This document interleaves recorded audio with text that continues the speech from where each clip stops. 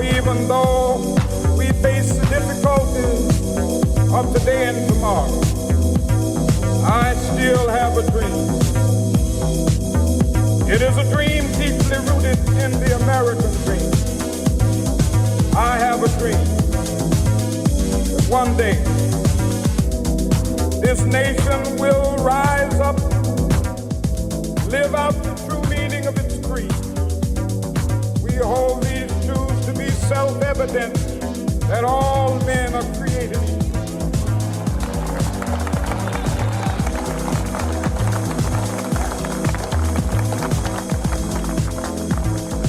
I have a dream that one day on the red hills of Georgia, sons of former slaves and the sons of former slave owners will be able to sit down together at the table. Hey. God, I just love the sounds of Larry Heard. What is going on? Don't you do this to me. Hello, cheering your boys, Lucas and Bobby from the Bronx, back at it again. We're your newbie expat go-to newspat podcast and all that good stuff. I'm going to add Bitch Fest because I've been adding that lately because Lord knows. And today on the pod, we have author, activist, and I'm going to say poet as well as badass profe, Mr. Benjamin Gorman here, as we have found. And I mean, we got a round table of talks here because we've had a couple of sessions ago, we had Lady Annie Grohl and some of our people that join us from DA. Thank you. And then your friend who's an aspiring musician in Barcelona. Okay, and that was a good thing. And now we have any more things that are going on now. We're supposed to just jump right in with intros and hellos to Ben. So Ben, what up, man? How's it going today? I mean, it's very cool to transition from the last show. Like that was amazing. So everybody who's listening, welcome. You know what, folks? Shift. I guess we have to do the whole IG thing because remember, you can follow us as well as The Way Shit Works Now at the podcast here on Instagram as well as on YouTube. We want you to follow The Way. You can probably find it The Way Ish Works on YouTube because of their censors and all that good stuff. Yeah. But we're gonna say the what up and here, damn it, The Way Shit Works Now because things work in a whole different element. And Lord knows, Bobby, what were you doing last night? Tell the good people. Oh, just a little wine tasting with friends. I suck on my banana. A little wine tasting with friends. It was pretty excellent. All the couples brought wines from different regions, and it was way above my head because I just drink it and I get drunk. But I learned a lot. Are you fully recovered or mostly recovered, or how are you feeling today? I mean, let's say mostly recovered. But let's do Ben right with a proper introduction. All right, let's do that, sir. Please, you want to take it away? I think you should take it away. Absolutely. Ben, why don't you tell us about yourself? We hear poet, we hear author, we hear activist press, we hear a lot of good things about Not a Pipe Publishing. Would you give us a little rundown? Sure. I have been a public school teacher for the last 21 years in the United States, and going into this election, we knew this was no longer going to be a safe place for us, so we had been looking, and we had decided, okay, now it's time to be an expat. But I also own a small press, and so Not a Pipe Publishing, so we got the logo here. Those of you who are watching on YouTube can see that. So that gave me an opportunity to come here and continue to publish the science fiction, fantasy, but we're broad poetry kind of books that we publish. And then I just came out with a book that is the explanation. It's called Dear America, A Breakup Letter, explaining why we knew we had to go. Like, this was not going to be a your good family place to be. Yeah, and so my family and I moved to Barcelona, and we love it here. Like, it's, we're lucky to get to live in this agree. city. It's a beautiful city. It's a beautiful city. But that wasn't even the first book you've written. No, that was I had written, this was my first nonfiction. So before that, I had 5 novels, a couple of books of poetry, a couple of poetry collections. So this was, it was a kind of change of pace. Yeah. And for me to, frame it, because, for a reader, you don't want to just read a political rant, right? So I framed it as like a Dear John letter, but it's, Dear America, this is why this relationship is not going to work out. Yeah. And, just going through and saying that, we have clearly parted ways. I still care about you, but this relationship is unhealthy. Right. And you are going to need to face some stuff if you and would I ever be able to return to this relationship, right? Like that kind of feeling, like what would it take, and so it was good to kind of frame it that way and make it a little bit more, I don't know if entertaining is the right word, because it's a heavy ass book, but like, at least a little more enjoyable for the reader to go through and go, oh, it's a Dear John letter to a country that's in some deep shit. Sometimes they say it's not you, it's me, but in this case, it's you. Exactly, and that was part of the framing, was like, I like that. It's you this time, America. Like, And you know what? And the book got some generated good buzz as well on Amazon, and I think a lot of people are feeling that. There's certainly, one of the people that we had, there's another show that I host here in Barcelona, but we had a gentleman who's hosting a film festival here, here in the city, and one of their main speakers is going to be Richard Gere, who's just ripped his family and moved to Madrid. Yeah. Madrid.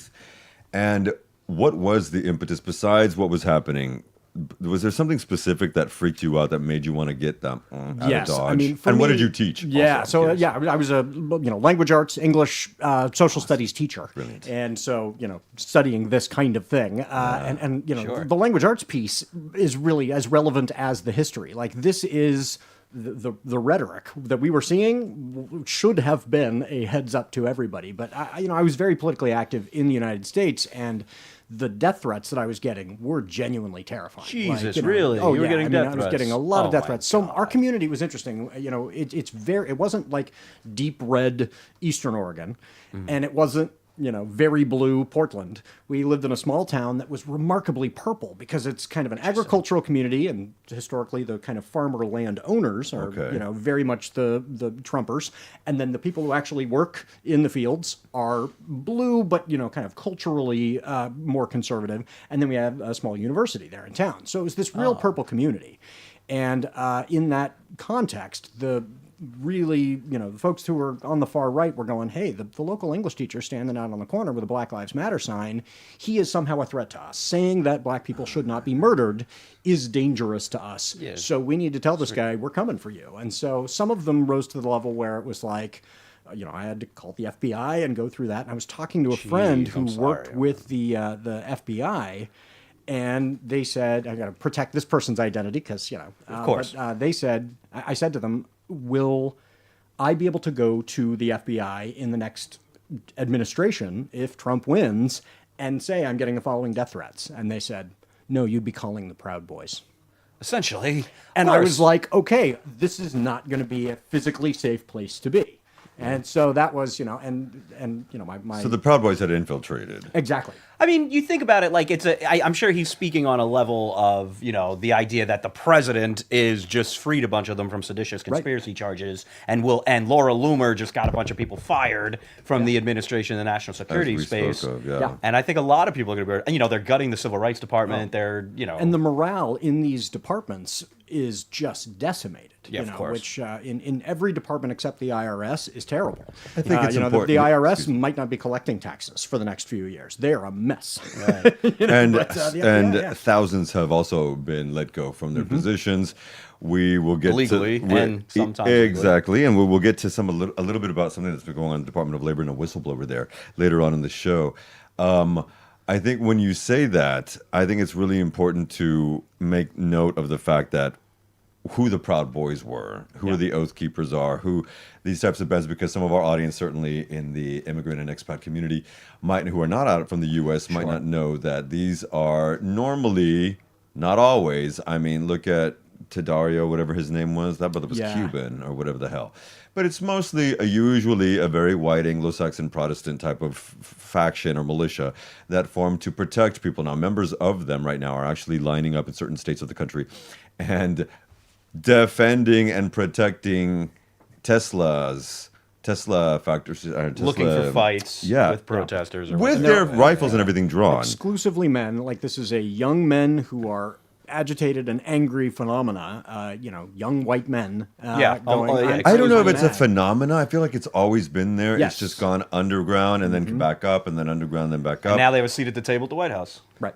Yeah. And that's the scary thing, because I asked somebody that I really care for, and they're British, and so I asked him, are there a plethora of families that still grow up teaching their kids, because you are white, you are right, you are this way? And he said, I'm sure there are. I was not raised this way. So that's British. But I want to take it to the the US. variation in the United States. One of the writers I really admire is Jamel Bouie. If you get a chance to read him, he's fantastic. And he was talking about telling a story about in college, saying to he's a black author, was saying to a roommate, why is it that I, as a black man, deal with this kind of pushback? And his roommate, in this very kind of transparent moment, said, I have been trained as a white man to believe that if you as a black man have power, you will treat us the way we treat you.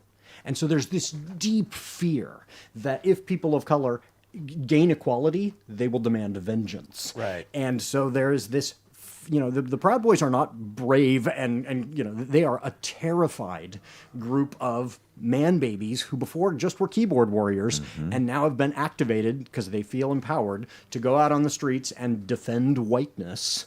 They don't say they're defending whiteness. They know better than to be that, transparent. But they're defending the way things they believe ought to be, which is let's go back, make America great again. Let's go backwards to a time of white Pre-civil supremacy. rights. Yeah, that's what they want. Pre-civil rights, 1970s feminism.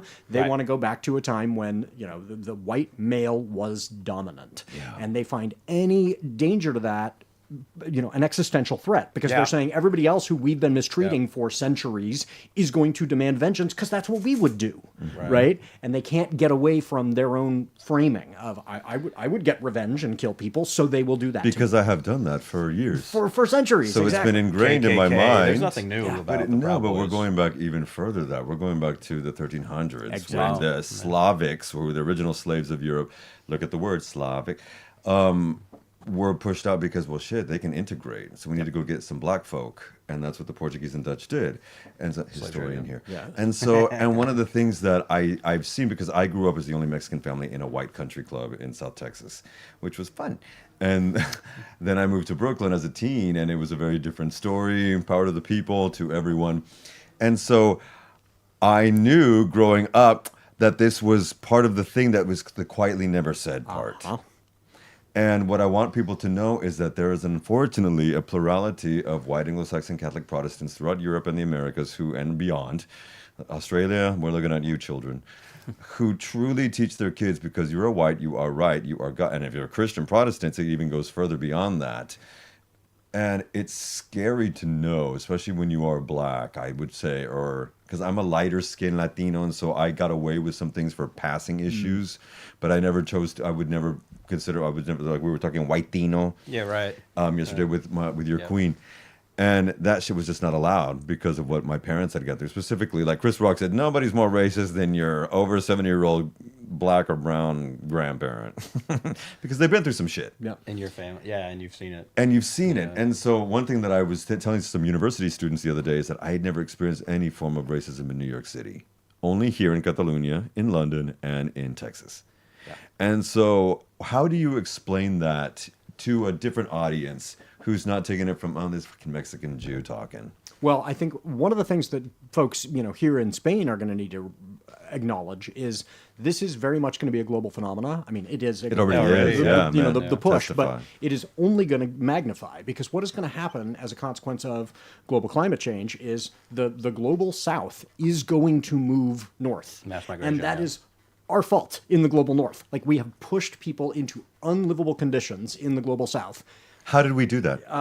Literally, it's going to be too hot to live in certain places. True. Right? And there's going to be, and it won't manifest as, it's a hot day, so I'm moving my family. Like, it's not the way it works. It'll be, there's a drought, there is a famine, there is a disease. We have to, the civil war in Syria, we, see it in the West very much as there was a civil war, that's why there are refugees, which is true. The part of the story we often don't think about is there was a civil war because there was a drought, and there was a drought because of global climate change. And so then the refugees move into Europe and in Western Europe, and we see in France, in the UK, Brexit is a consequence of climate change. Like there is a path from a drought that's one in Syria aspect of to, it. Yeah, That's greater one aspect. and so then the Yeah. immigrant population moves into a place, and folks who say, but I understood my world. But I was dominant, and now this is changing. And we see this in Spain. But There are they folks fight going, that, man. so many immigrants. And some of it's legit. Like housing prices are going to be nuts worldwide, in the global north, because people are saying, I need a place to live. And the north can either say, we're going to welcome people and build a shit ton of housing, because, we caused this problem, or they're going to say, build a wall. We need to keep everybody out. And that's going to lead to this rise of fascism. And one's so much easier to say than the other, And- right? Right. So I mean, that's why one's a good slogan. charlatans- You say to people, you're frustrated with your rent, build a wall. And people go, oh, yeah, that solves all my problems. Right. Or, no, build an apartment complex. It's going to be really difficult. There's going to be more traffic. That's like not that. sexy. Like, nobody likes it. Yeah. But we are going to need to say either welcome or we're going to create a political framework, country by country, that's how do we keep people out? And exclusionary governments are going to they're going to lean towards fascism, just kind of naturally. And so this is a very much there's no escaping this. Not like by moving to Spain I got away from all racism. Like that's not that's not the way the world especially works, not right? in Catalonia. And the damages of climate change are global. Exactly. I think it's also you make a very good point in the fact that we've turned verifiable scientific data into a debate. Right. So some oil company shill and a climate scientist are going to be put on the same level. I'm sick to death of it. But it's also historical, I think, because also we have to also know that Europe, as the landlocked, mostly anyway, landlocked continent, is the poorest resource continent in the world. Yes. And in the 13th and 1400s is when Europeans went and stole everything from Africa and America, specifically Spain, who was the first empire. Hello. And so all of that food is being depleted. People who grow quinoa in Bolivia can't afford their own quinoa now because we have taken it so much where it's $186 on sale over here, and they can't afford it, and they're cultivating it for us. So for about 800 years, 700 years since the Caliphate, we have been taking all of their food and oil, and that is another reason, besides climate change, that they have been moving here because you took all our shit, motherfucker. Yeah. And that is something that cannot be denied. And it wasn't a bunch of black trans lesbians who were doing that. Yeah, right. And I'm always going to circle back to that fact because, like my bitches say, and I've had it news podcast, this is a white supremacist thing. We are dealing with a white trash supremacy society takeover. And I'm not, and I don't want to offend anybody. I'm just going to keep it motherfucking real. I can't be offended by a fact. That's the thing. That's why I think our show is good, because him and I can have these kinds of conversations. I'm going to get, the right's going to call me some cuck social justice warrior nonsense because I fucking know can history. read a book. And he that's can the read thing. because he's got a queen at home, just saying. I mean, but the history of race, I think, is really important for people to study. The Please, people who were Lord. doing this were, and I used to tell students this, the Europeans were not sitting around going, we're twisting our mustaches, we think of ourselves as evil. They were saying, how can we go and take laborers and take spices, because our food is fucking bland, right? How can we go get this from, Indonesia and still sleep at night?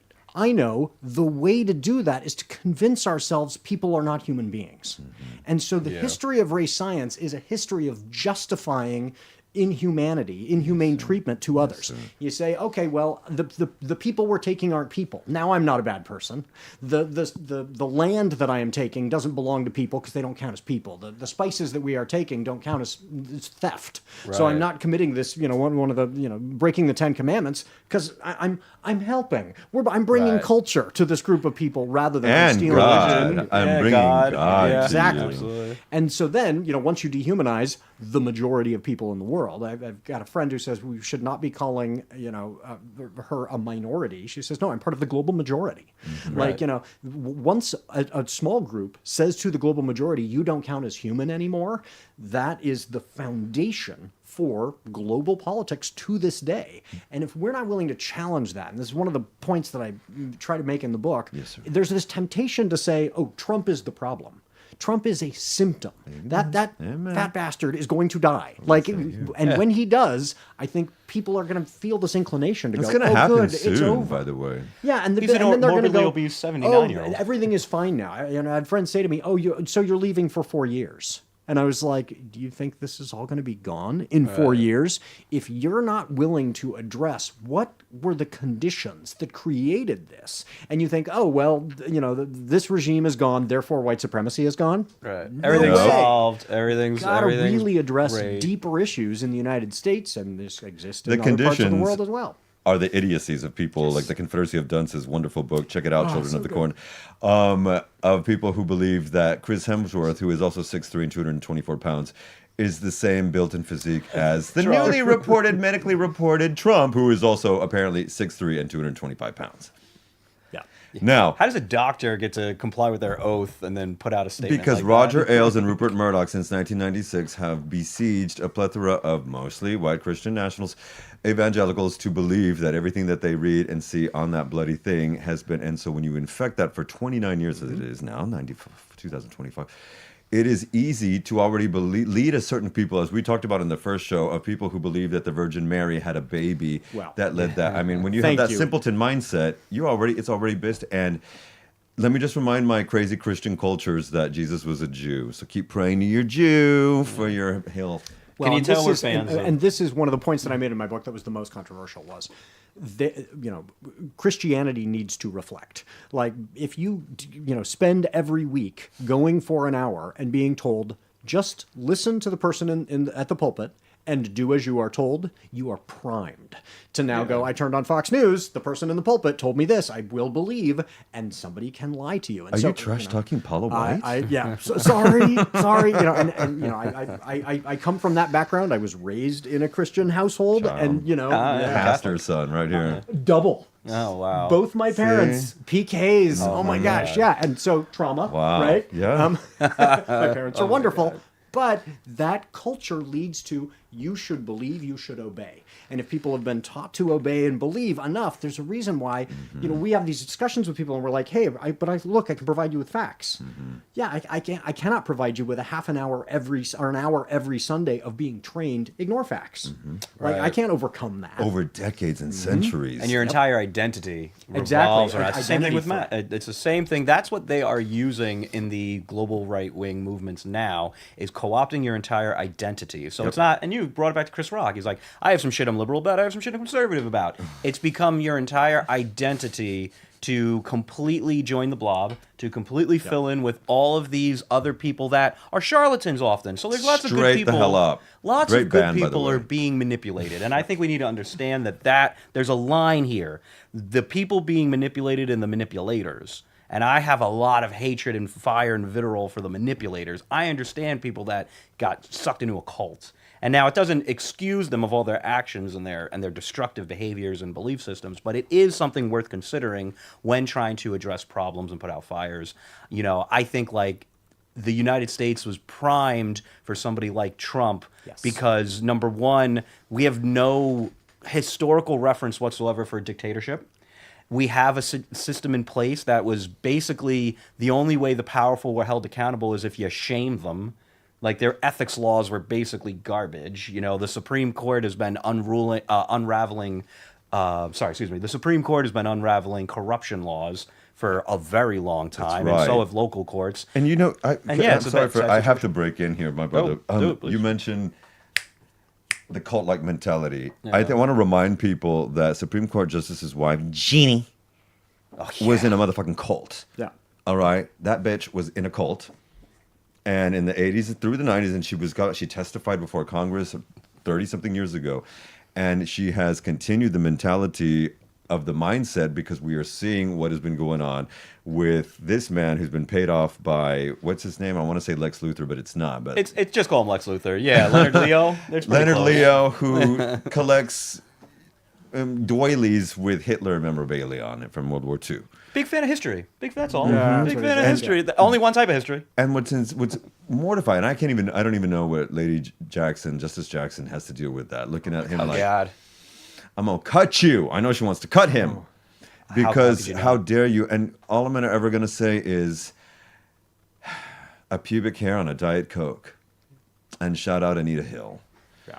Because the shit got really real really fast. And I don't know, like, somebody was saying, I think it was Jon Stewart the other day, saying, I didn't expect him to get that fast, that quickly. Yep. I That did. fascist, Yep. that quickly. I did. Well, and that's been one of the things that's been so hard is, those of us who've been saying, he told you. Like, we knew this would happen. This is exactly what you were told. But, folks were primed to go, yeah, but the system can't change that fast. The way my life works won't change that fast. Yes, it will. It's going to change really fast. This is a tipping point, and we've seen it.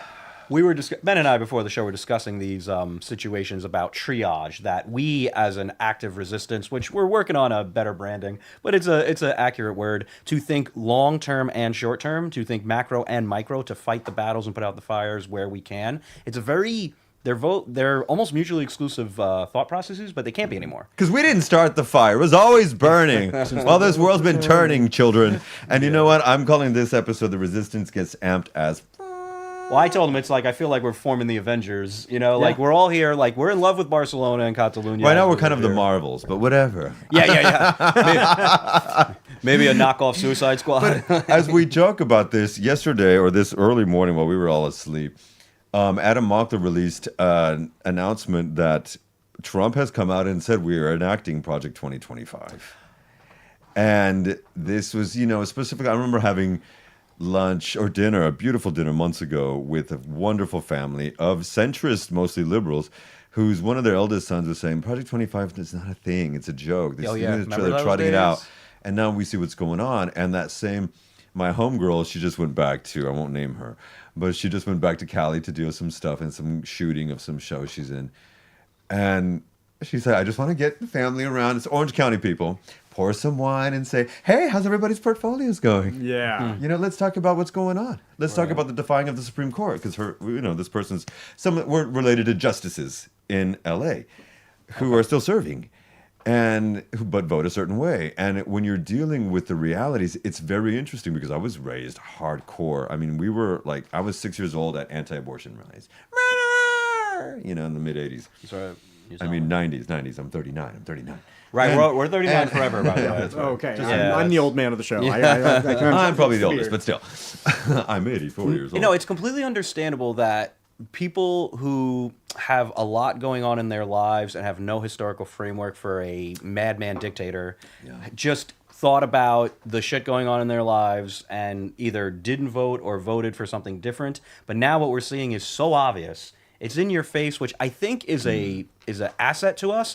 Ben and I were also talking about, I hope this idiot does, for his stupid birthday, run a bunch of tanks up and down Washington, D.C. I hope he makes it that obvious for people. To make a Bastille type day? I just want him to make Or it North so Korea. obvious. Yeah, North Korea type thing. Well, and that's what I think it makes sense. Totally agree. Well, and one of the challenges is, we are used I know, so to definitely. a certain kind of politicking, where politicians say, okay, this is what I'm going to offer you, and then okay, I want to run again. This is what I did for you, right? And that's the mechanism. Fascism does not work that way.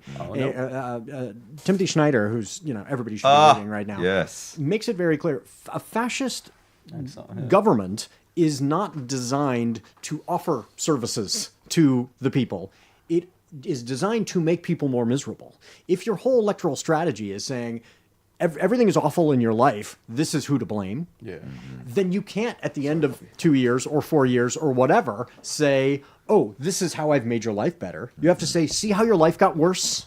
And so they are not going to do anything to make people's lives better. They're going to make it worse and worse and worse, and then keep saying, blame them, blame them, blame Right. them. New scapegoats. No solutions, new scapegoats every There's time. not going to be improvement. So when people are looking at their portfolios in Orange County, and they're going, what is this regime doing for me? This regime never intended to do anything for you. They're not trying to Only make your the life better. They're 1%. trying to make you more angry. That's all they know how to do. And line their pockets. Come on. Yep. I mean, even this whole ridiculousness, and we have to throw it out there because we're not going to shame our sisters, but the cock rocket launch with the 6 queens inside and Katy Perry coming out with a daisy in honor of her child and kissing the ground and saying, I never understood what love really meant. Yeah, that was painful. Now, Gail King's the only one who kind of kept it like she knew, because her wife, Oprah, prove me wrong, bitches. Her wife was like, because, but that was a mortification. And millions, one of them paid $28 million, I'm going to say it's Lauren Sanchez, to get on there, while her husband is making paying $40 million to Melania to make a documentary for Amazon. Yeah, remember that? On what the hell is going to be going on in her life. And she hasn't spent but a day in the White House since she got in there. And one of the things you wrote a few days ago is the underestimation of how bad it is and is going to get in the U.S. and how we in Europe and across the world should not be underestimating the consequences that are going to happen here, because Pedro Sanchez, and obviously you all know we live in Catalonia and Spain, and he met with, he had delegations with China. Is what he did, because he's saying, okay, well, we can't trust, and everybody's saying, well, you're going to work with a communist autocratic society. And I said, well, where did this come from? Yeah. Right. Where did these iPhones get made? Where did this get manufactured? So if this is the way it's going to have to be right now, one of the things you said is, yes, it is definitely a communist / quasi-capitalist country. Is China a fascist country? I mean, certainly an authoritarian country. Yeah. Authoritarian. Yes. The terminology is It is tough an to come up with, authority. but China's fascinating, and we don't really have a good terminology for it. Right. because And we're it's never a taught about them growing up. Hyper-capitalist authoritarian regime. Exactly, So it's yeah, yeah. still, to some extent, a controlled economy, which we associate with communism. But it's because the government is authoritarian, it can kind of influence that, that hyper-capitalist, but it is very much a hyper-capitalist economy. The And so- Uyghurs would definitely consider them fascists. yeah. But also the fact of the matter is the MAGA movement is, if you study Maoism, there are a lot of similarities to the MAGA movement. The dear leader, here come the famines, the scapegoating, the co-opting education. MAGA Maoism is very real, and I like the idea of throwing it in their faces, because they'll call anybody even slightly left of George Bush a communist, and they're actually running a communist playbook, which is, I think, absolutely ridiculous, without any of the healthcare.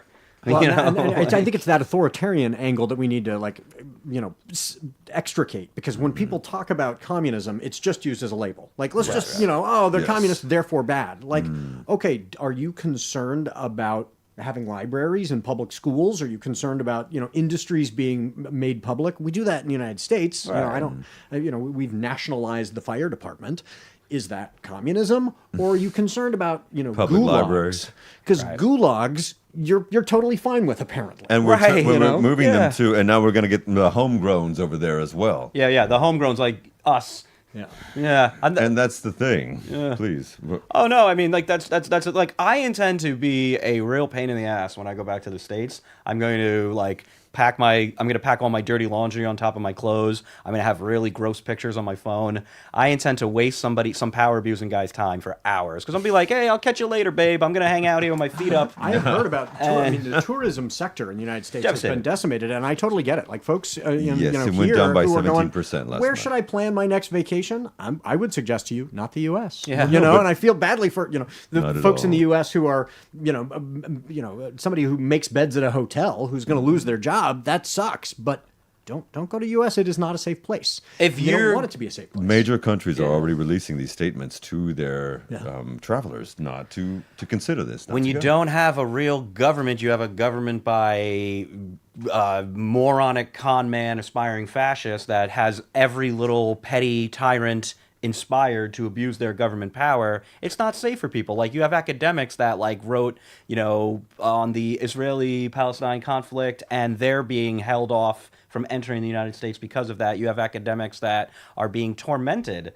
You have students that are being stripped off the streets and being robbed of their immigration status. You have Kilmar Abrego Garcia, who's alive, thank God, being Thank you, thrown Senator off Van into- Hollen. Yeah. Yeah, really, straight up, really We good were thing. very He concerned should that get he some had credit. passed. We had been talking about that. No, but let's not also. also talk about the optics of all of that. Oh, you mean in the a fresh kicks and the cafeteria brand new hat to cover with his that- shaved head? Correct. We can get into it. Let's get into it. Not only that, there was also the flyover that we just saw some video of. my I don't know gosh. if it was but there Google was Maps. This, Google the Maps. splatter of blood. I saw that, and yes, exactly. Really? And I don't know if that I'm was not a aware. satellite or a drone, but that was just released 2 nights ago, and so thankfully Van Hollen has seen this. But then one of the ineptitude, the thing of ineptitude that I would like to say, if they cannot, how weak and feckless is this government and unable to do something, if they cannot extricate someone out that they made a mistake for and bring him back. It And is the weakness. fact that Pam Bondi sits up there and lies and lies and lies, and none of the people in the journalistic pool, and I want them to start saying, you're lying. They need to combat this and say, you fucking bitch, what are you talking about? They need to come at it this way. I'm waiting for Jasmine Crockett to call that heifer from Atlanta, from Georgia, the white trash bitch that she is. To her face. It needs to happen. There needs to be F-bombs in the Senate. F-bombs. There cannot be any more. We need to get to fisticuffs if necessary, like they do sometimes in Parliament in the UK. It's happened. Look it up, bitches. Order! Order! And sometimes there cannot be order because we cannot be playing on the same rule book that no longer Exactly. exists when the rule book's been motherfucking thrown out. And it was thrown out under George Bush. It was not before. Okay? And I'm going to say George Bush 1 because read my lips on no new taxes. I remember I was 8 years old when that shit went out. And within the year, my parents were like, oh my God, we're going to get audited because money, honey, under the church when it's not taxed. You already know. So there's this lies and manipulation. So what can people do right now to start fighting back? One thing we've said for now, this is the 5th pod, and it just pile on messages through internet, through WhatsApps, through whatever messengers, whatever, through phone calls to your senators and your representatives. And your governors and your state attorney generals. That too. And your... Well, and one of the things we've talked about too is do not expect the Democratic Party to save you. You need to save the Democratic Party. The party is not going to come up with magical solutions. They are the minority party. They're out of power and they're afraid, right? Yeah. And we need to say to them, it's not that you're the magic solution and don't worry, you can do no wrong. We're saying you as an individual, need to be able to get reelected, and we need to see you fighting back a lot more viscerally and powerfully. And follow us. Yeah. Like, if you don't have the courage, we have the courage. We will tell you that you're going to be okay. You can be afraid. We'll give you the courage. Absolutely. Because they don't have it right now. Well, I always say, like, if you still have elections and you do not use them, you're a schmuck. We have an active party in the United States of America that is trying to establish a dictatorship in the United States of America. They lie through their fucking teeth about it every single day. But every single Trump enabler knows that it'll be an endless list of excuses of, oh, no, it's not really happening. And then when it happens, they'll love it. And it goes back to your point exactly, because MAGA does not feel safe unless they have the power to initiate force against the people that they've been manipulated into believing are threats to them. Well, yeah. And authoritarianism is, the fundamental kind of underlying thought process of it is this kind of strong daddy mentality. The way that you show love is through abuse, right? And so because they're so traumatized and abused in their own minds. And so they're going, oh, these powerful people harm. That's what makes them the strong man. This is a good leader because they abuse others, right? Yeah. And we as liberals have this mommy mentality. The person who cares for me is a better leader, right? And those are going to be in conflict. And you can never say to somebody, hey, you have an authoritarian mindset, but this person is going to harm others. Because they're like, yeah, I want them to harm others. That's what shows power. We have to say, this person is a bad daddy to you. Like, they're going to harm you. But they actually revel in that. You hear Tucker Carlson, Daddy's home. Daddy's going to spank you, girl. Yeah, there's some weird... I mean, what the hell? Because we can smell the gay on YouTube, bitch. Don't act like we don't. Let me interject with a point that I saw. There's an author who was just on The View recently about the issues with young men growing up and falling for these charlatans, and he had talked about how there is... You're talking about Scott Galloway. Yes, that's Scott Galloway. Yes, thank you. And he talked about redefining the concept of masculinity, that you're a protector, you're a provider, you're a procreator. These aren't bad things. Masculinity in itself isn't a bad thing. It's when it's weaponized or completely misunderstood by people. To that point, protecting people is masculine. Right. It's if you see marginalized groups of people. I don't know about that. I feel that sounds really weird. It's hard. When you think of the tigers and the lions, who's the person who protects them, does the killing, does the feeding? It's the mother. Yeah.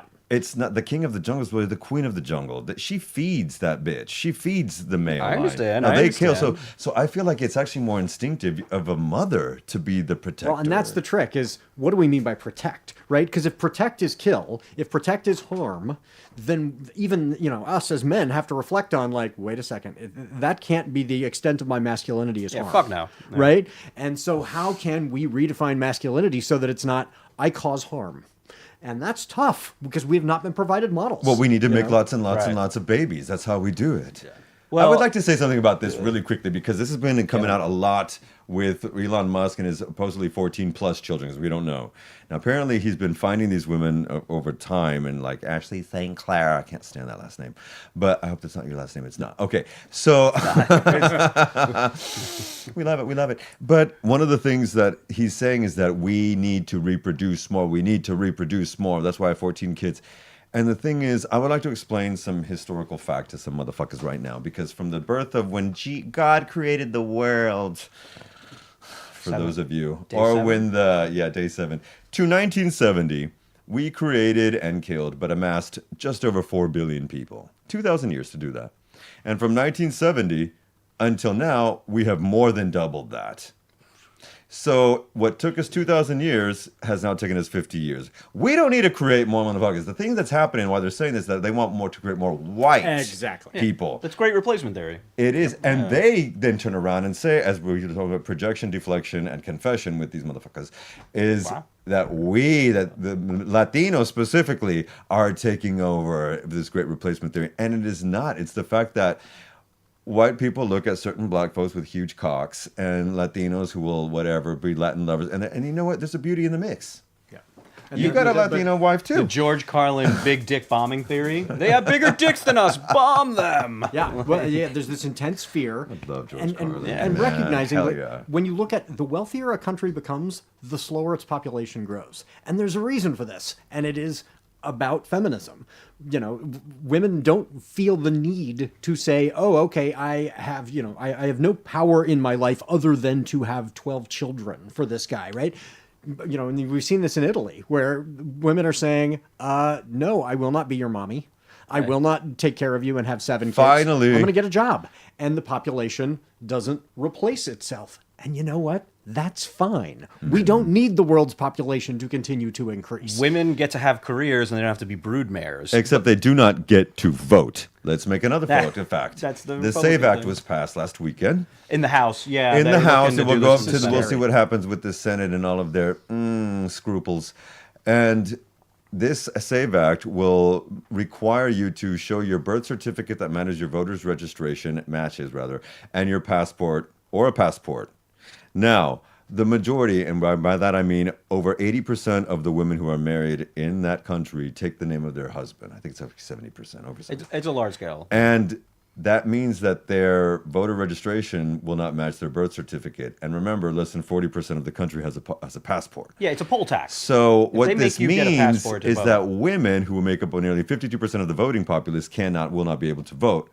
And that then infringes upon the abilities of the Democrat or independent parties to get a bigger vote. So they're taking away the rights of women, specifically focused, again, whether you're white, black, trans, whatever the hell. They're taking away that right. Absolutely. And they did it already. They passed it. And they're shutting. So, okay, they're going to force you to purchase a passport. They're going to force you to purchase a passport. And we want you actually to get a be able passport. vote. Yeah, you want Rob a and I passport and if my you homeboy can. want you to get. Oh, absolutely. They want you to Get get a passport. please. I'm just saying there are a lot of people that can't afford that. Yeah. And so that inherently is a poll tax. But they're also shutting down embassies and they're shutting down offices that will provide those passports. Especially for expats. So Well, and the United States electoral system is such a mess. For folks here in Spain and Europe, we don't have an election. We have 50 elections on Yeah. the same day, and they're a mess. And what will happen is, a particular state is going to say, this candidate won. And by creating new chaos in the system, it will allow the federal government to then say, we don't believe that all the women in your state were properly vetted, so your votes don't count. Yep. Oh, we believe you may have let trans people vote in your state. Your votes don't count. That's coming. And so it's going to be another reason to say your elections don't matter. Therefore, we don't have to honor elections. look at North Carolina right now. Yep. Right now, in about North it? Carolina state Supreme Court race, this scumbag Republican has been judge shopping and coming up with asinine legal theories to throw votes out of people that have been mail-in votes, which mostly impacts the military. But he lost a very close race for the state Supreme Court, and his cronies on the state Supreme Court are helping try to steal that seat from the Democrat who won the fucking seat. She won the seat and has not been able to take the job yet. Many and we're recounts. I months believe in. 2 at least. And there are audits, and it's been through 1,000 different ways to make it safe. It's the same thing. The 2020 playbook, the MAGA election was stolen lies playbook, and they're going to keep doing this shit. Yeah. Is there They're a way gonna to keep- win that back for her? I mean, no. So they're going to go through the process of trying to make tens of thousands of people that voted a long time ago in November have to fix their ballots. But that's being played out. It's already played out in the state court. It'll be played out in the federal court. So right now, the North Carolina Supreme Court seat that has been won fair and square is being stolen from the actual winner. And thank God we won in Wisconsin, because that would be another one. That's another swing state they were going to steal. It's a fucking, this is exactly what you said is exactly playing out in front of our faces. And one of the ways this is going to manifest is if you're any other country in the world and you're saying, should the United States be a trading partner? Should the United States be an ally? Is it dependable? Americans think, oh, okay, the kind of party in power switches every 4 or 8 years, and this is okay. If you are any other country in the world, are you going, I want to get into a long-term alliance with this country? Hell to the no. Even if a Democrat wins the White House in 4 years, if I were any other country in the world, I'd go, yeah, but What happens after? 52% of your population may have swung this way this time, but 52 could switch the other way next time. You are not reliable. But that's the And other these thing, consequences too, are going to mate. go on for decades. Yeah, That's you're right. right. Yeah, And you're right. just over 48% of the population voted for that, of the people who voted. Because remember, 91 million people didn't vote. Yeah. So many people stayed home. Nearly and made a big mistake. 52% of the population voted for someone else. 47 for Right. Kamala and 4 point algo for somebody else. So there's not a mandate, folks. There was not a mandate. He never has got 50+%. Biden did. Yeah, right. When Trump was setting everything on fire from his Obama last did. crisis, where he destroyed the economy, he's on his new crisis a day to destroy the economy. We were able to put a stop to that. But I agree with you completely in terms of the reliability of the United States, because when you're cutting pennies on the dollar per day AIDS medicine and letting 1 million children die because they don't have the poorest of the poorest children, you fucking Christians, you fucking moral majority, you're just going to let millions of kids die without access to antivirals and access to vaccines. I have a personal tragedy with AIDS in my life. I think right. these fucking right, assholes are going to bring back an AIDS crisis. Oh, yeah. These fucking... Well, they've already said it. They've already said it's happening already. By the end of the month, it would be happening. Because you can't be on a treatment and then have it removed in the middle of your treatment. That's how you get super viruses. But Rob, where is this happening? Where are they taking it away from? All the rest of the world, those Africa people. specific. In Africa, Those- right. yeah. And that is the thing, because they don't, need I say more? Some don't care and some want it. Right. Oh, Like, yeah. they- Stephen That's Miller that- wants the genocide. Stephen Miller And wants... Stephen Miller is a Jew. Right, That's yeah. the crazy thing. He Somebody thinks that he didn't- lucked out with that last name, that he's not, but he is. Stephen Miller's a Jew. And- I didn't know that. Yes, He's exactly. Jewish. He's got Jewish So he friends. didn't read anything up on... He read the bad guy story and he identified with the bad guys. That's amazing. And it's not surprising, though. That's Trump's number 2, by the way. Because this is the same thing. Let's not forget the history of New York and how Italians were originally treated in New York, and how they really think, especially one of the housewives, that they are just as Anglo-Saxon Protestant as a Scandi or a Brit. And it is it's this. We co-opt this culture because white is right, and I know because my mom, even as she used to say, I'm white Hispanic, because her blood is more European and not mestizo. They would label this in the 30s, 40s, 50s, white Hispanic or mestizo Hispanic on the birth certificates. Sounds crazy to people here. Yeah, that's what happened. Well, and you guys know that. I mean, the history of New York is a great lens into the way the United States Ken was Burns' designed. documentary is the best to watch. Central Park. If you ever get a chance to go to Central Park, Please, enjoy child. it. Beautiful place. See Central Park. And then find out it was a black neighborhood. Right. Right? This is not Yeah. unintentional. The city of And New Italian. York was And very Italian. much designed, hey, let's put the black neighborhood here. Let's put the Italian neighborhood here. Let's hire Irish cops. Mm-hmm. And we don't, the Irish people were not considered white, but we can pit these groups against one another Mm-hmm. very intentionally so that the people who, the white people, the WASPs who live in Connecticut can make everybody else fight. Yeah. And can sit back and reap the rewards. This And then when they go, oh, hey, we need to Bernie then turn, Sanders. Okay, shut up. this black neighborhood into Central Park, we'll just kick all these folks out. There's a video that is going out right now that Bernie Sanders did in a university in the 90s, early 90s. And he was, so we're looking at maybe it's, 2005. I think 2007. He's 60 years old. And he's saying, if I had I can't do the impression, but if I told you that I was going to do only taxes and things that really generated only stuff for the top 1% and took away from the bottom 90 to give it to that 1%, you would never vote for me. But that's what Republicans do. But what they sell it is by dividing the people, by saying, course. look at all these black people in Brown that are taking away what used to be white Women jobs. women hate. There's a cancel culture, and women are Now stealing they your wa- masculinity and all this bullshit. And he's Distraction, saying this distraction. Yeah. 20 and 30 years ago. I want to say it was in the 90s, but it might have been just 20 years ago in the 60s. And we see that this is how, and you see the people in the audience, these, young minds, these 20 to 25-year-olds saying, mm-hmm. And I wonder, as was a joke that came out yesterday in something, in 20, 30 years, they'll all be in their 50s making millions and voting Republican. Yeah. Because they have bought the lie that for some reason everything is better under a Republican economy. And it's a bloody lie. So wait, It's never been true. it's never been Not- true. not since not Reagan, anyway. Not in my life. Not in my lifetime. Not in my Yeah, lifetime. maybe you go back to like the 40s again, where they want to make America great again. But like, yeah, every single Republican president in my lifetime has caused a recession, and every single Democrat president in my time has fixed it. And but Damn then right. couldn't possibly fix all of the damage because Republicans Same love in Spain, torturing people. bitches. Look it up. Same in Spain, bitches. They Look love it up. torturing people. But here, let's end on what the fuck are we gonna do? Exactly. What the hell are we gonna do? And I want Ben to take the lead here. So my answer on this is everything. me smack my mic And this around. is a challenge for folks. There are tons of ways that you can push back, but whatever you do, you're going to look back and you're going to go, I didn't do enough, right? So you need to do multiple things. You should be writing to your congressman and your senator. You should be on social media. You should also be out in the streets. And it needs to be broad. And this is one of the things we were talking about. I hate the fact that I'm agreeing with David Brooks. Yeah, right. David freaking Crazy Brooks, times. who is, I absolutely think is responsible for a lot of this. But he was pointing out, like right now, the Big Ten universities have kind of banded together and Yes, said, we are well going to said. defend one another, which is wonderful. But it shouldn't be 10 universities, although there's, 14 schools in the Big Ten now. Right, yeah, So yeah. they can't, not great at math. So, across industries, we need nationwide strikes. We need all of the unions to be working together. But Solidarity. This is going to be a massive solidarity movement, or it's going to require it, right? Yeah.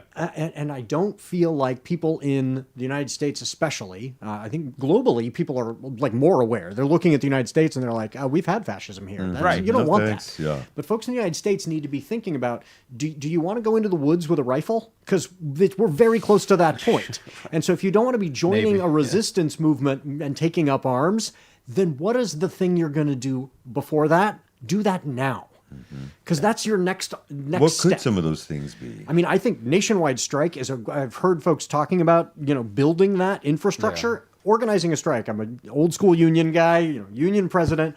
Strike buildup is hard. It's a lot of work, right? To get people to the place where they're willing to say, I'm not going to go into work. Yes, sir. It took us, in the state of Oregon, 10 years to get people to do a one-day teacher strike that was statewide. But it brought in $2 billion for education. Like, when you shut something remember that, down, sure. it wakes I people up, remember that. right? And also forming a union. Yeah. Really? I was part of the group. It takes a lot of Yeah, people. of course. to Yeah, village, yeah. right? It takes a lot of Thanks, people to work on Hillary. that. But forming a union it is down. also an act of resistance. I Yes. mean, we have an administration now, on top of all the other horrifying things, is extremely anti-labor, is going to attack labor and organizing rights, forming a union, collective bargaining. These are great. I'm also a union man for 10 years, and I think it's one of the greatest things ever. The proven scientific data shows that organized labor closes the wealth gap. You know what? I'm sorry that you said the labor thing, because really quickly before we shout out, and then I want to talk about the printing publishing before we shout out so we can get people following that too. Yes.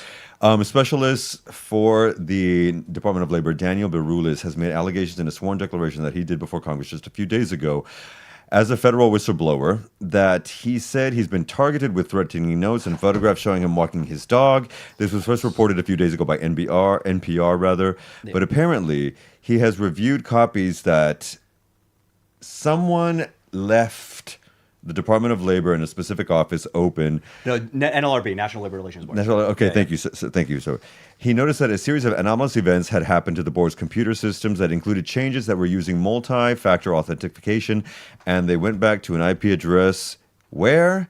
In Russia. And that this was going on when they had been, the offices were closed and locked for the night. And it just, like an X-File episode, turned on and started funneling all these things, which had just, of course, throws me back to the recollection of Russia, if you're listening, the 300 thing. And that night, deep, went on, and they took those emails. Trump and Putin have a very special relationship, and I think he's opening the floodgate. I think he's opening the keys to the government to do whatever the hell Putin wants. I think he's opening the keys to the country to be completely exploited. But we need to have that solidarity, and I honestly believe in us. You don't strip. Like, these are the dumbest fascists to ever try fascism. I would be embarrassed to lose to a free America to these people. Of course, It's already been embarrassing. I mean, of course, I'm just saying, we're at the precipice. We all agree we're at the precipice of horrifying, irreversible damage and potentially a path to authoritarianism. Unity, solidarity, winning the information war, organizing, and replacing fascists in power with not fascist are all active tools, and boycotts. And Let's centrist start- leftist independent media. Yeah. That's one And thing. another And thing I would add publishing, is, sir, yes, publishing. and if there Take is us home, something Ben. you're not willing to do, find somebody who's doing it and figure out a way to support them. So if you can't speak out because and for legit reasons, there are folks who are saying, I am afraid. Okay, if you are afraid to Murkowski, say, anybody? if you're trans and you're afraid to speak out, buy a book by a trans author who is speaking out. If you are a person of color and you are saying it is really, really scary to be living here in the reddest Rural part of red Texas, states. Yeah. right? Then find a black author who is speaking out loudly and buy their books, or watch their TV show or whatever. But you've got to figure out how to support the people who are speaking out right now. Tell us about your company, your publishing company. Yeah, so this is exciting. One of the things that we are doing in the next few months is we're putting out the first of a journal. So we're going to put out an anthology called the Antifa Lit Anthology, and poetry, short fiction, and we got such an overwhelming response. Authors all over the United States and some all in other countries in the world saying, I desperately need to express my frustration, my fear, what is happening to my world.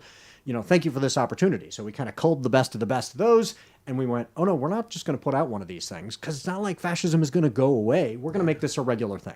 So it's going to become the Antifa Lit Journal. So keep an eye out for that, and not only support that, but if you are an author, if you are a poet, if you are an artist, and you're saying, I need a venue, the nice thing I can offer is I'm outside of the jurisdiction of Trump. Like, I can put that thing out, I can put that out, pseudonymously, whatever. But if you need to express yourself, we want to create a means for you to do so. You also talk to authors. Oh my gosh, yes. I also have a podcast, Writers Not Writing, weekly show where I interview authors, and I changed it. It used to be really kind of just lighthearted, like, hey, how do we get to, authors get to know their readers and vice versa. How do you deal with writer's block? Yeah. How do you deal with writing? What else have you been doing when you're procrastinating? Because that's just kind of more fun than like, what do you do to write? And now I'm saying, no, we're going to talk to writers about how you use your platform to fight back. And we can find that where all good podcasts are streamed. Yes, that's on everywhere. Writers Not Writing. Writers Not Writing. And also you can follow my brothers Not a Pipe Publishing on Instagram. Look it up on .com as well. Every platform, I'm there. And remember, my loves, we want you following us here is where The Way Works Now podcast on Instagram and YouTube. And folks, we want to give a mad shout out to everybody for following. We want to thank you for all of the thousands of likes and clicks that we're getting. We really, really appreciate it as we grow this independent mainstream media independent non-mainstream media outside of the United States of America. Shout out Liam, gracias por estar aquí. Happy Holy Week for everybody, and power to the people. This is Tori Sparks. Fight the good fight. Fight the good fight, as we were told. Thank you. That was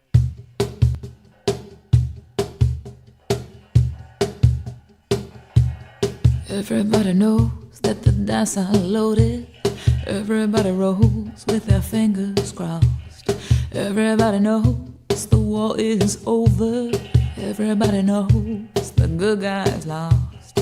Everybody knows that the fight was fixed. The poor stay poor, the rich get rich. That's how it goes. And everybody knows.